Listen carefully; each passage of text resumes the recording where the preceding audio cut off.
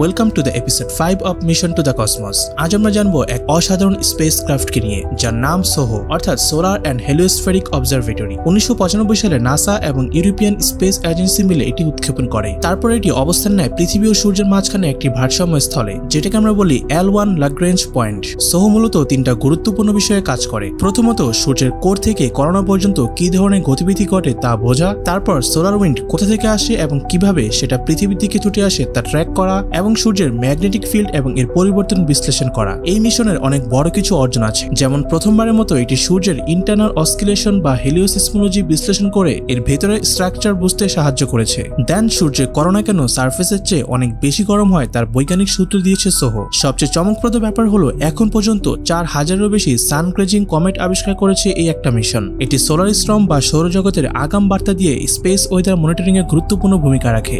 সোহো এখনো অ্যাক্টিভ আছে এবং নিয়মিত সূর্য সংক্রান্ত ডেটা পাঠাচ্ছে বিজ্ঞানীদের কাছে। এমনকি পার্কার সোলার প্রোব বা ইস্টারের মতো নতুন মিশনগুলো সোহোর ডেটাকে রেফারেন্স হিসেবে ব্যবহার করে। তাই বলা যায় সোহো সূর্য গবেষণায় একরকম গেম চেঞ্জার, যার অবদান আমরা এখনো প্রতিদিন কাজে লাগাই। এই সিরিজের পরবর্তী এপিসোডগুলো দেখার জন্য আমাদের সাথে থাকুন।